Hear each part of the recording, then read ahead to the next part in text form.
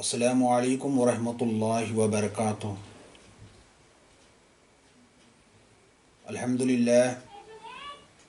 अल्हम्दुलिल्लाह नहमदुहू नस्तईनुहु नस्तगफिरुहु व नु'मिनु बिही व नतवक्कलु अलैहि व नऊज़ु बिल्लाहि मिन शुरूरि अनफुसिना व मिन सय्यिआति अमालिना मन यहदिल्लाहु फला मुदिल्ल लहु व मन युदिल्लिल फला हादिय लहु व नशहदु अन ला इलाहा इल्लल्लाहु वहदहु ला शरीका लहु व नशहदु अन्ना सय्यदना व नबिय्यना व मौलाना मुहम्मदन अब्दुहु व रसूलुहु अम्मा बाद। औज़ु बिल्लाहि मिनश शैतानिर रजीम। बिस्मिल्लाहिर रहमानिर रहीम।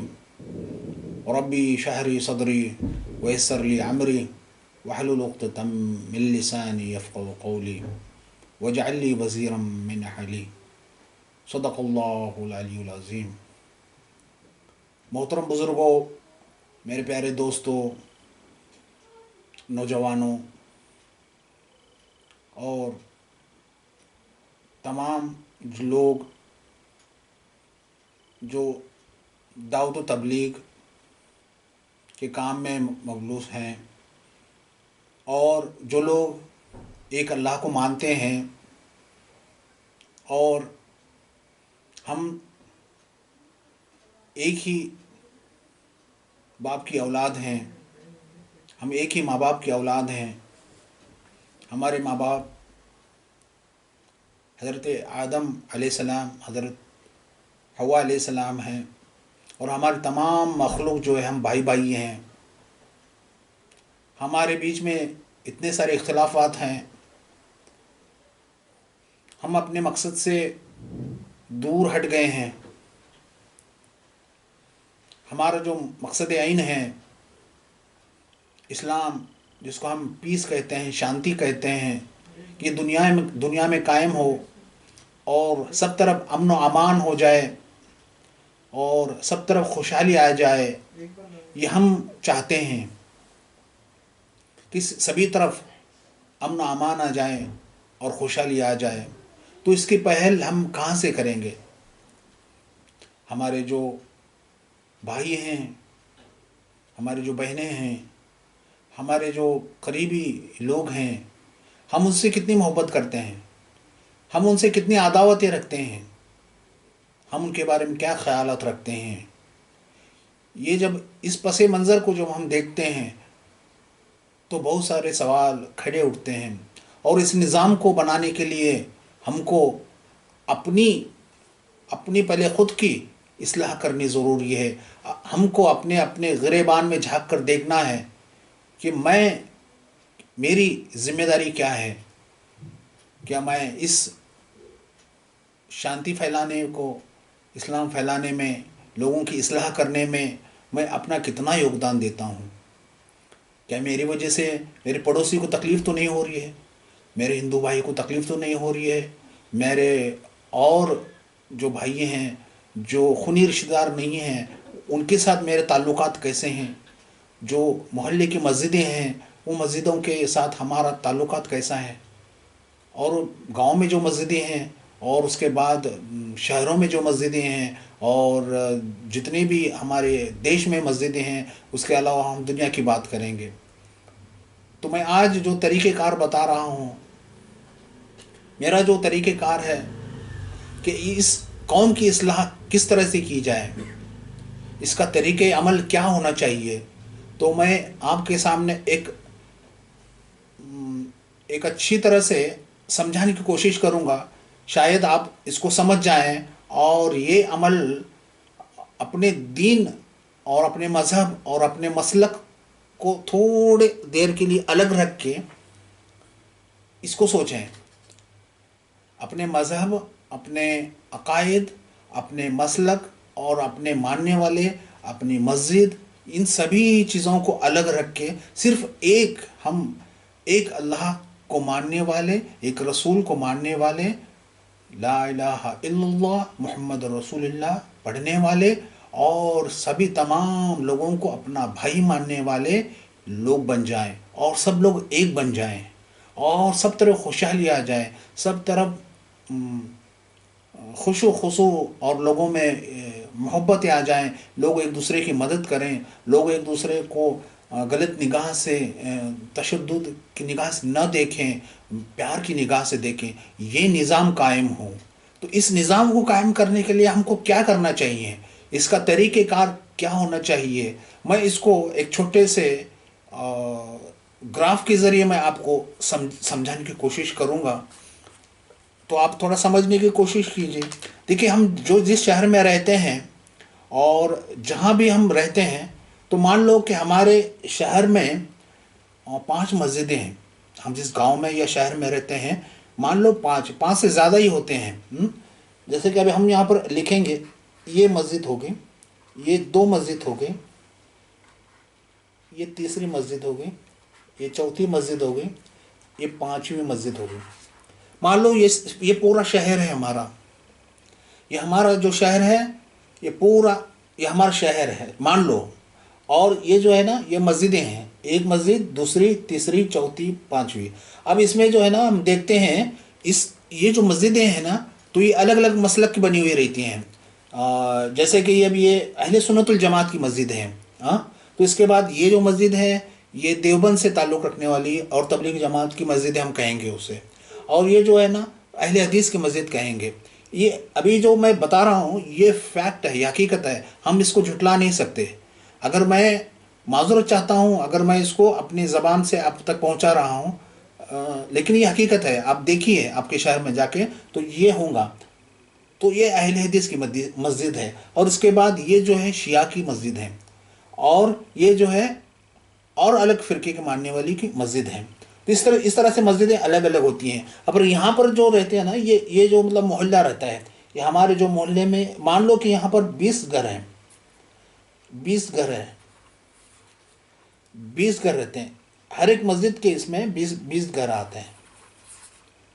मान लो जी, हर एक मस्जिद के मोहल्ले के 20 घर हो जाते हैं।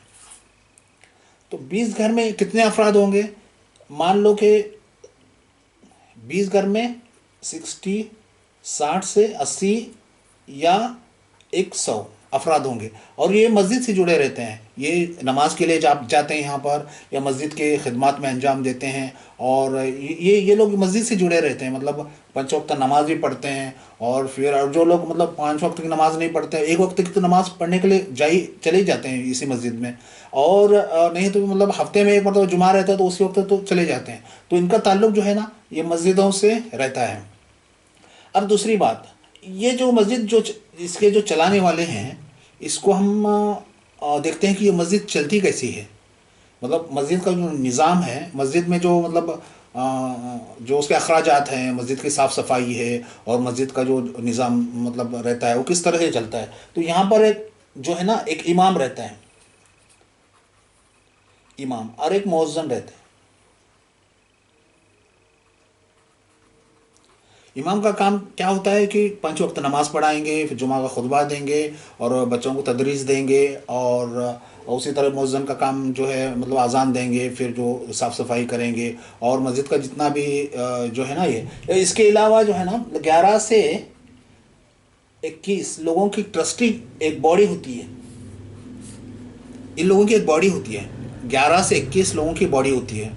इसमें 11 से 21 तक लोग रहते हैं।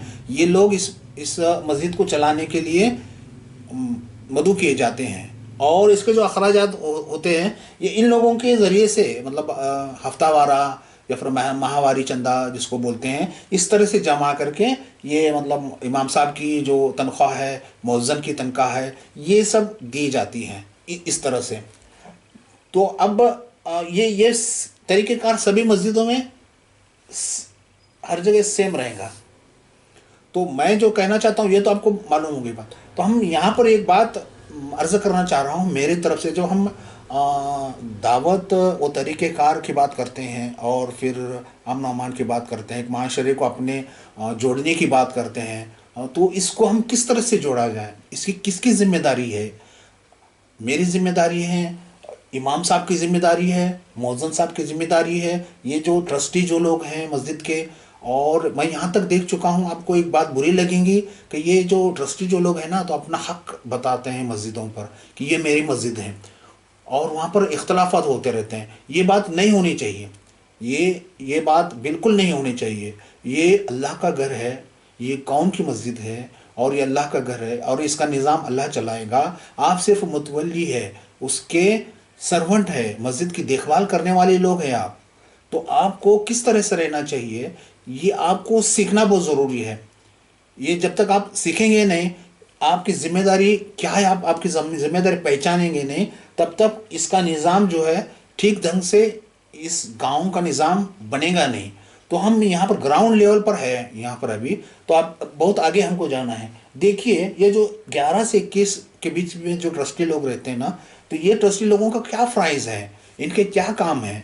हाँ, यहाँ से मतलब जो भी माहवारी चंदा आ रहा है, यहाँ ये 20 घर हैं, तो और ये मस्जिद की जो देखभाल हो रही है, तो चलो ठीक है, नमाजें हो रही है, दरस हो रहा है, इतना साफ सफाई हो रही है, इतना तो काफ़ी कंस्ट्रक्शन हो रहा है, मस्जिदें बन रही है आलीशान, ये सब हो रहा है, लेकिन लोगों के दिल कहाँ जुड़ रहे हैं लोगों में। यहाँ पर जो लोग हैं, जो मतलब ये मोहल्ले की बात हम कर रहे हैं, अभी हम दूसरी तरफ नहीं पहुंचे हैं। तो ये मोहल्ले में जितने 100 लोग हैं इस मोहल्ले में, ये मस्जिद से जुड़े हुए लोग हैं।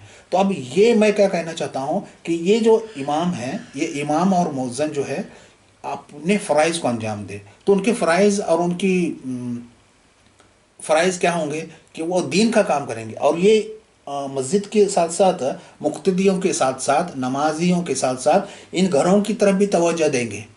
इन घरों में क्या हो रहा है, इन घरों की हालत क्या है, इन घरों में कितने गरीब गरीब घर हैं, कितने पसेमानदा घर हैं, कितने मीडियम क्लास के घर हैं, कितने हायर क्लास के घर हैं, और कितने मतलब ज़रूरतमंद लोग हैं। ये इसकी जिम्मेदारी जो है ना, ये इमाम साहब, मुअज्जिन साहब और ये जो ट्रस्टी जो लोग हैं ना, ये ट्रस्टी जो लोग भी यही मोहल्ले में रहते हैं। तो ये सब जितने भी घर हैं ना, तो ये सब घर की जिम्मेदारी और इनकी मालूमात और इनका डाटा इनके पास होना बहुत ज़रूरी है। इनके पास जो इमाम है, मुअज्जिन है और ये ट्रस्टी लोग हैं। अब क्यों, क्योंकि क्या होता है कि जो अखराजात जो आ रहे हैं इस घर से आ रहे हैं। जो जो लोग हैं यहाँ से 20 घर जो है उस मोहल्ले से जुड़े हुए हैं, वहाँ से उनके अखराजात हो, तो इनका फ़र्ज़ बनता है कि वो लोग उनके घर जाकर उनकी देखभाल करें, कि पूछे कि उनके घर में क्या प्रॉब्लम्स हैं, उनकी क्या सब ये है, कोई बेरोज़गार है, किसी घर में खाना नहीं है, किसी घर में कोई बीमार है। तो ये सब छोटी छोटी चीज़ें हैं, जिसके घर में मतलब एजुकेशन नहीं है, किसी घर में झगड़ा है, किसी घर में शादी है, तो जो भी चीज़ें हैं, तो ये सब ये लोग देख लेंगे।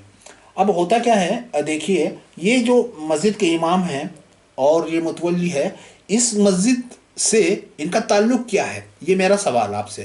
कि अब आपको सोचना चाहिए, चाहे आप इमाम भी हो सकते हैं मेरी बात सुनने वाले, मुअज्जिन भी हो सकते हैं, और शायद आप ट्रस्टी भी हो सकते हैं। तो आप समझ लीजिए मैं किसको मुखातिब हो रहा हूँ, तो आप अपने आप में समझ लीजिए कि आप कौन हैं और आप क्या करना चाहते हैं। शायद आप ये यहाँ पर भी हो सकते हैं और यहाँ पर भी हो सकते हैं। तो ये जो दूसरी मस्जिद है, तो इनसे ये मस्जिद के ताल्लुकात कैसे हैं, ये बहुत अहम मसला है हमारा आज का। जो मसला मैं जो बताना चाह रहा हूँ, ये जो मसला है कि इनके ताल्लुकात जो है ना आज के, ये ताल्लुकात सही नहीं है। ये मस्जिद के साथ में इस मस्जिद के ताल्लुकात सही नहीं है। ये मस्जिद का जो इमाम है, इस मस्जिद के इमाम से कभी बात नहीं करता है। ये इस मस्जिद का जो मुअज्जिन है, ये ट्रस्टी है, इस मस्जिद के मुअज्जिन और ट्रस्टी से बातचीत नहीं है। तो इनके अंदर इख्तलाफात हैं। तो मैं क्या कहना चाहता हूँ, आपके जो इख्तलाफात हैं वो बाजू में रखिए, इंसानियत के नाते आप उनकी मिजाज पुरसी के लिए बातचीत कीजिए उनसे। आप अपना मसलक रखिए, मसलक आपके सही हैं, आपके अकायद भी हैं, आप अपने अकायद की हिफाजत कीजिए। मैंने ये नहीं कह रहा हूँ कि आपके अकायद पर हमला हो, या आपके जो वे ऑफ वर्शिप है, आप जिस तरह से इबादत कर रहे हैं और आप जो मस्जिद में जो निज़ाम कायम किया है, तो मैं उसके ख़िलाफ़ नहीं हूँ।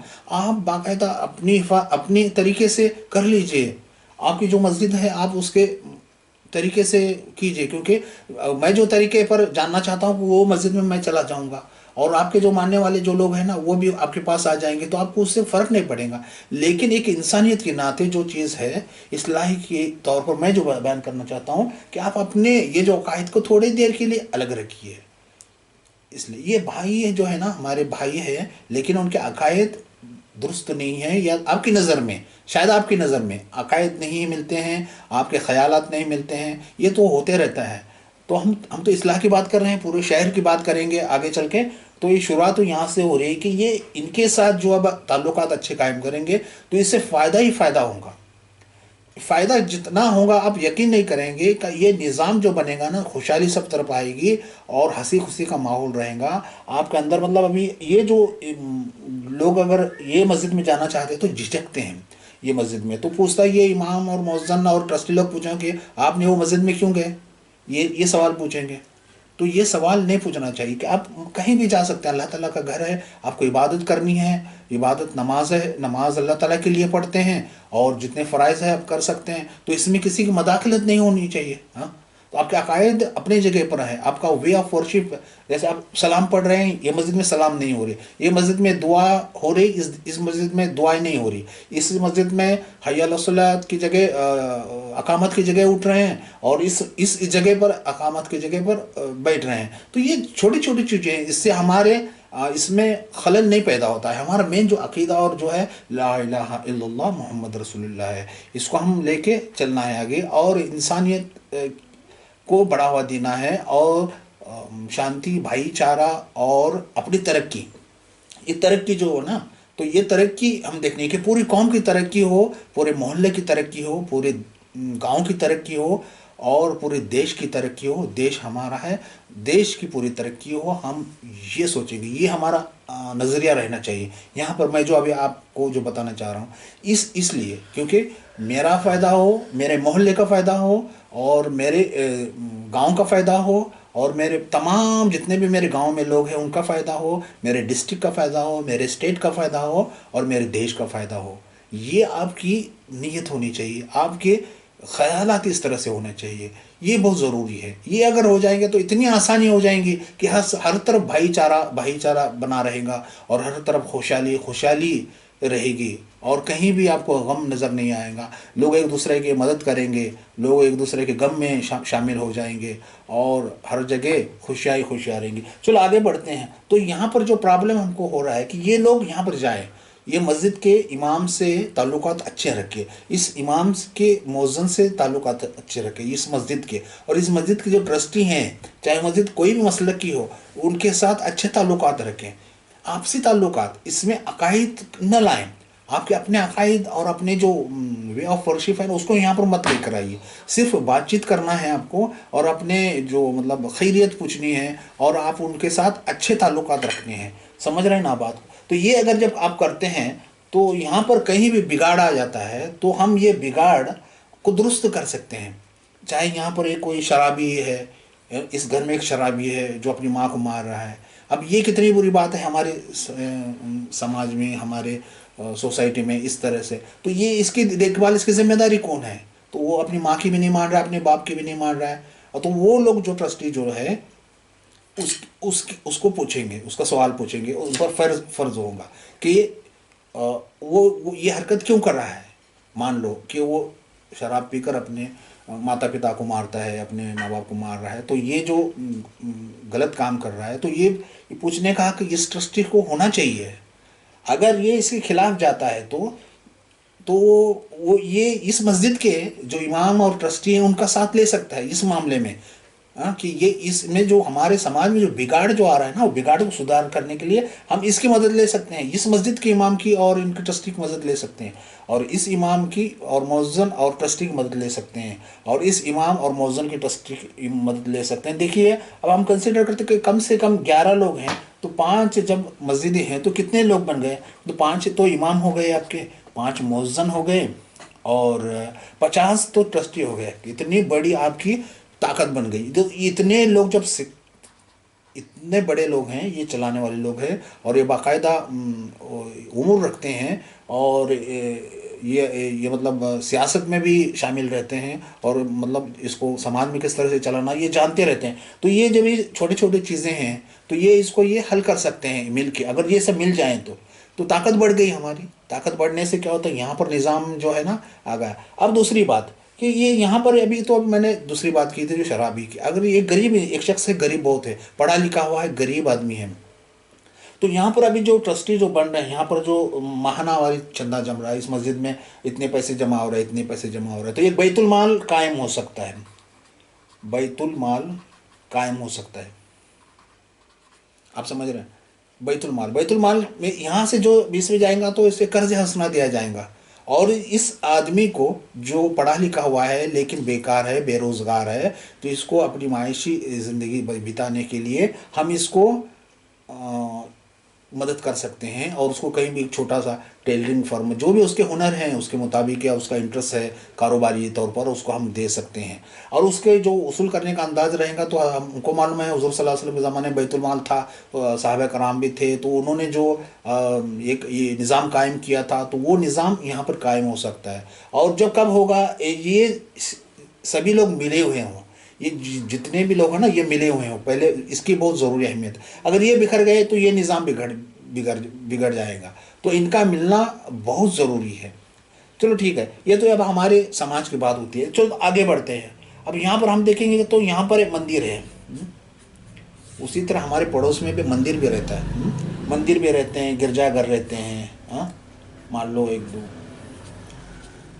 हाँ, अलग अलग मंदिर होते हैं और अलग अलग गिरजाघर होते हैं, अलग अलग गुरुद्वारा होते हैं। और तो यहाँ भी वही निज़ाम है जो यहाँ पर है। मस्जिदों का जो निज़ाम है, मस्जिदें जिस तरह से चलाई जाती है, मस्जिद को गवर्न किस तरह से किया जाता है, यहाँ पर भी उसी तरह से गवर्न किया जाता है। यहाँ पर एक पुजारी रहता है, उसका असिस्टेंट करने वाला दूसरा एक पुजारी रहता है, और उसके ट्रस्टी रहते हैं। जिस तरह से यहाँ पर ट्रस्ट रहते हैं, हाँ, 11 से 21 ऐसे लोग यहाँ पर भी ट्रस्टी रहते हैं। तो ये जो लोग हैं, ये जो हम इसकी बात करेंगे, ये जो इमाम हैं, फिर मुअज्जिन हैं, फिर वो ट्रस्टी हैं, मुतवल्ली यानी इकराम हैं, मुतवल्ली साहिबान हैं, ये लोग क्या करें, इस मंदिर के पुजारी से मिले, उनके साथ भी हुस्न सलूक से काम करें, भाईचारे की बात करें, मोहब्बत की बात करें, हाँ, एक इस्लाह की बात करें, और उनसे अच्छे ताल्लुकात कायम करें। हाँ, ये बातें क्यों करें? आप बोलेंगे कि क्या ज़रूरत है करने की। क्योंकि अगर हम जिस समाज में रहते हैं, जिस सोसाइटी में रहते हैं, हमारे पड़ोस में ये सब चीज़ें हैं, तो हमारा भी ख्याल बनता है, हमारी भी जिम्मेदारी बनती है कि इनके साथ अच्छे ताल्लुकात कायम करें। मैंने देखा हूँ कि ये जो इमाम, मस्जिद के इमाम हैं, उन्होंने 80 साल इस मस्जिद में गुजारे हैं, 80 साल। और ये 80 साल में कि एक दिन भी किसी मंदिर के पुजारी के साथ उन्होंने बात नहीं की है, और मंदिर के पुजारी का मुंह तक नहीं देखा है। और ये मंदिर का पुजारी भी जो है ना, उसको भी जाकर हम पूछेंगे तो वो भी देखेगा कि मस्जिद, ये भी इसने अपनी ज़िंदगी के 80-90 साल बिताए, तो ये भी कभी मस्जिद के इमाम के साथ इसने बात नहीं की, और इसके अच्छे इनके साथ ताल्लुकात नहीं थे।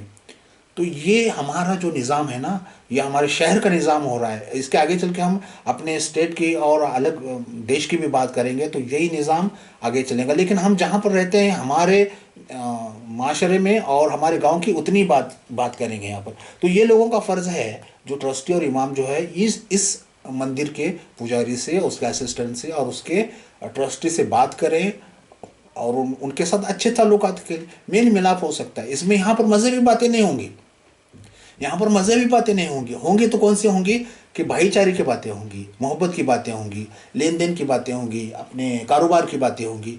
ये तो हम करते ही रहते हैं, लेकिन बाकायदा हमको इस तरह से करना चाहिए।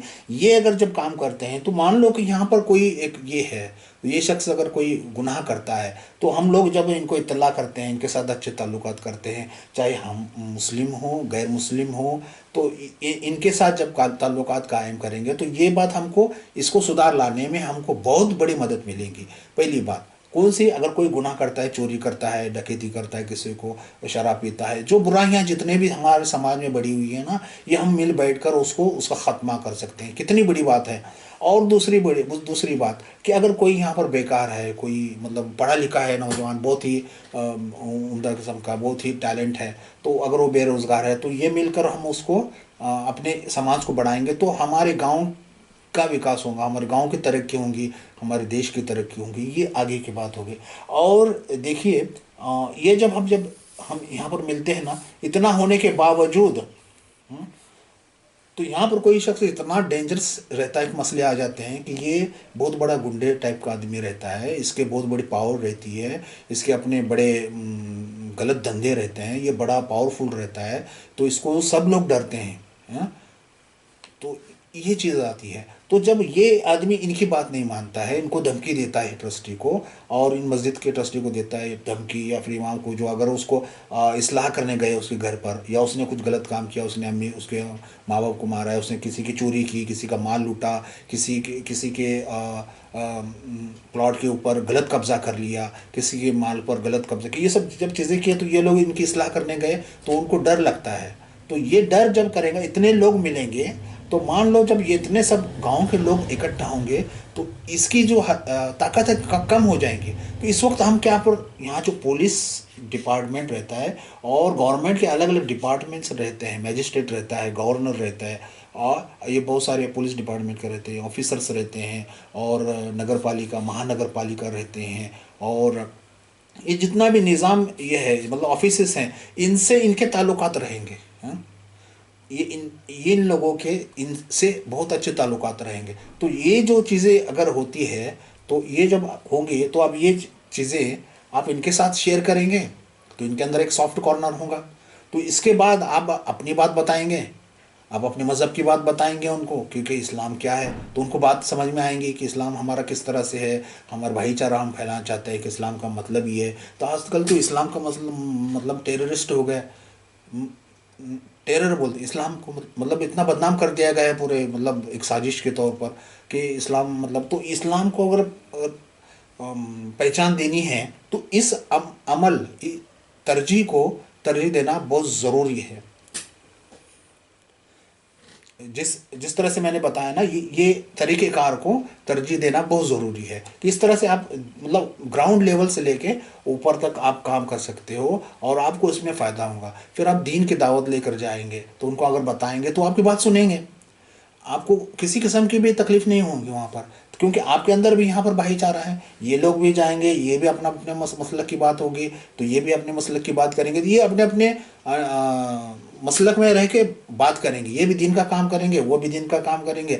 जो असल में जो जो काम है इस्लाम का, ला इलाहा इल्लल्लाह मुहम्मद रसूलुल्लाह है, कि अल्लाह के सिवा कोई इबादत के लायक नहीं है, वो बहुत ही बड़ा मेहरबान और रहम करने वाला है, और हम मोहम्मद सल्लल्लाहु अलैहि वसल्लम हमारे रसूल है। ये हमारा मकसद है और हमारा फ़र्ज़ आइन है, ये लोगों तक दावत पहुंचाएं इसकी।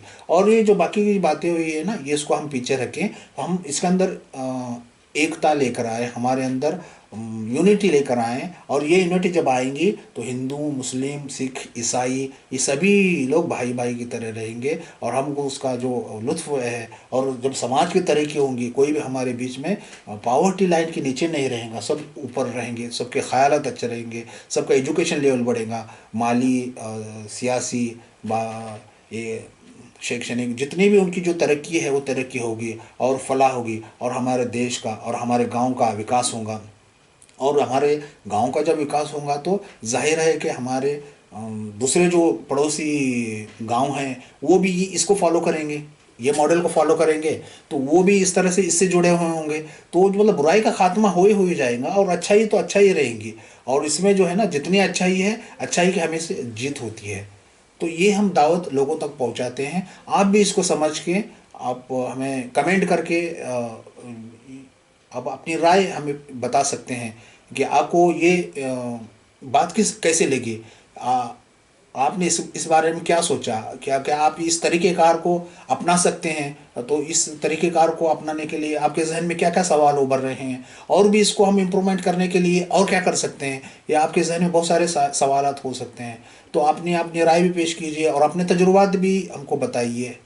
इस तरह से क्या होगा, हम जब मिलजुल के काम करेंगे, तो हम इस तरक्की को अपनाएंगे, और अपने गांव का, अपने मोहल्ले का ख्याल रखेंगे, अपने देश का ख्याल रखेंगे, और हमारा देश जो है पूरी दुनिया में एक अमन अमान का देश होगा। हमारा देश जो है पूरे दुनिया में एक बड़ी शक्ति उभरेगा।